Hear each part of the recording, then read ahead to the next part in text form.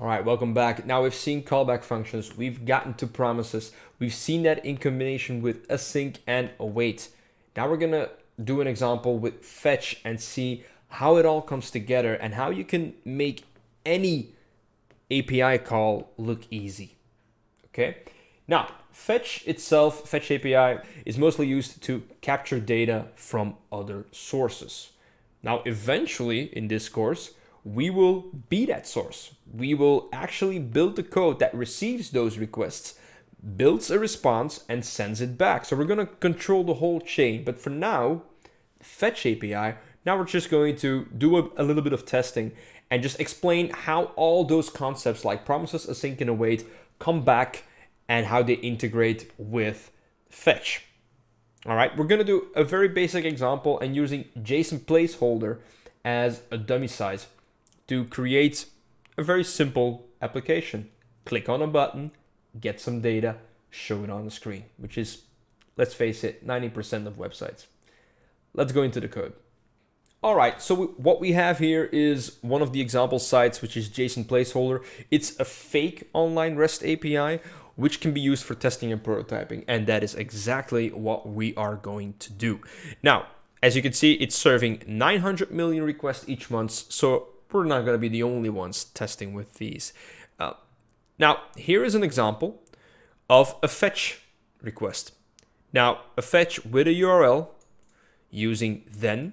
We know this by now, what this means. This is a consumer method, so we can assume that this returns a promise. And then another consumer method. We'll get into the details in a second. If you run the script, you get this object back.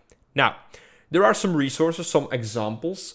We're going to, let's say, the posts. We're going to get all the posts and place them on our website.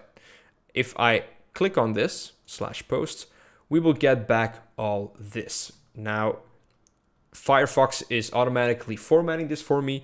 You can do the raw data, which is the JSON you're going to get back, or you can just move in here. As you can see, it's a list, of course, of objects with, in each object, you have a user ID, an ID, title, and body, all, of course, dummy data. Now, let's head back to our application. It still has the same load comments button, and we will add everything here in message. Now, for the fetch API, we are going to do this, fetch, and then, of course, I will get the URL. Let's zoom out a bit. If I click on this, I have the get URL. I can just copy paste this in here. And as you can see, I'm going to jsonplaceholder.typicode.com/posts. If I use the then, the very basic one, and I capture the response, I'm going to enter it here. I'm going to have a response here. Now, let's, for a second, to entertain us, let's log that response, because this is not going to be the actual format. This is not going to be the object itself. It's going to be a response. Now, what does a response look like? Well, of course, it's a response and a request. It's HTTP. Now, a response itself, it has a body, it has a status. So if it's 200, it's okay. We're going to see more about the actual contents of what a response and a request actually is when we look at backend logic. For now, let's just focus on the content and how are we getting this out. Now, response has a couple of functions that can be used. For example, you can just do it here. Response dot, and then you autocomplete. Now, some of these are properties, but as you can see, array buffer is a method. Blob is a method. What do we have here?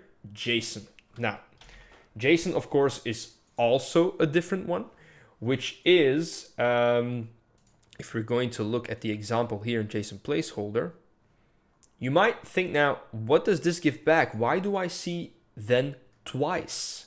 Well, it's because the JSON object, the JSON method is also returning a promise.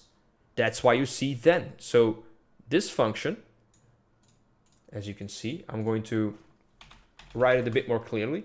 Return response.json. We don't know when this is going to be done. It can be a file of, for example, if we scroll back, I think it was 500 comments or even 5,000 photos here. It takes a while to convert that. So we don't know when it's done. That's why it's handling with promises. If you want to see what a function returns, you can just hover over it. As you can see here, it's a method and it returns a promise of type any. Now, a promise, we can just chain another then method to it. So this will capture the data from that response. If we console log that, guess what we're gonna get? Of course, semicolon, done. And as you can see, I have an array of 100 objects. All right, so this is basic fetch logic. And now we know what's behind it. We know that it uses promises. We know that the response object actually uses multiple functions that also return a promise. But we can still better our code because now we need to add that data to the DOM. If you've been paying attention, you know that the DOM manipulation has to be placed in here, because I cannot do DOM manipulation in here because the data is not available. It has to go through this waiting period until it has the result, and then it still needs to be converted. And only here it's available for DOM manipulation. So how can we fix that? Well, we've learned something else. We've learned async and await. Now let's see how we will fix that in the next video.